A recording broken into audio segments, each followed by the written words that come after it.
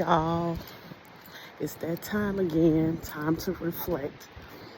And I am Shanae Fleming. Right now, I'm taking a walk on this beautiful morning on this trail.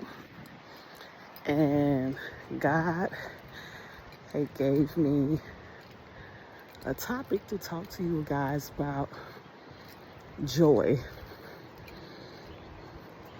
The center of my joy. Now, let's have fun discussing this. Okay, so what I heard in the spirit was many people are happy and think happiness equates to joy. But there's a huge difference between being happy and having joy. Happiness is fleeting. So what I mean by that, it's temporary. You're happy because you got a new car. You're happy because the sun is shining. You're happy because my kids got good grades on their report card. Happiness is temporary. It's fleeting. And it's also materialistic. But when you have joy, joy is knowing that even though I'm going through a hard patch in my life, or the chapters in my life look dark, there is still joy. I heard a pastor say years ago that joy is an acronym for Jesus over you. So with that being said, having Jesus over all your problems, all your circumstances, all of your hardships, and you choose Jesus over all of that, that's when you tap into your joy. Quick story about back, I want to say in 2012, my family and I were going through an emotional hardship, financial hardship. The struggle was real. Even so, that one Sunday, when we came home from church, we realized our home had been broken into. We experienced a robbery. Our house was ransacked. Things was torn up, destroyed, and we realized a lot of items were stolen. My children were devastated because their video games were stolen, the console was stolen, one of the televisions were stolen. My husband was very upset because he noticed a couple of tools, a couple of bottles of high-end cologne. I realized a few pieces of jewelry was taken, and the windows were broken out of the back kitchen. Windows were broken out, and we assumed that's how they got in. And we were hurt. We were broken. We felt exposed. We felt taken advantage of. We were scared. And it was crazy.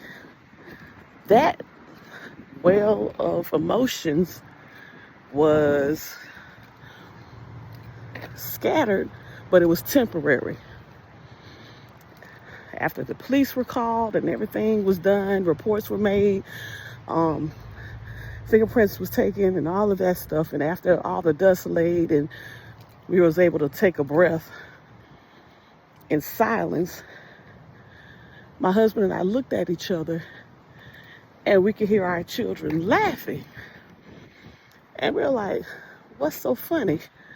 We called them in the room and we're sitting at the dining room table.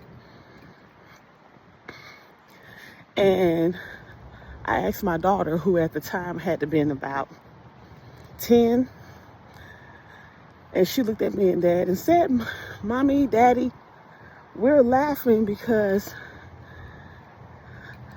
they took the broke console, but they took the games we don't even play anymore.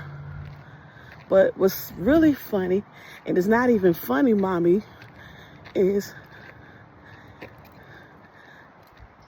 we are still here.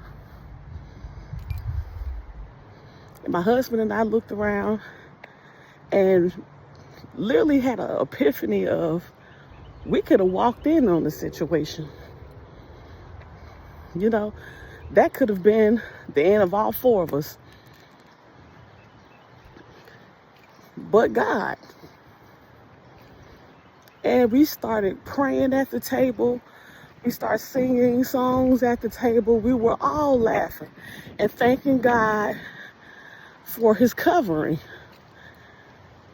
And through all the things that were missing, our lives were spared. We're still intact. Things that they took is superficial.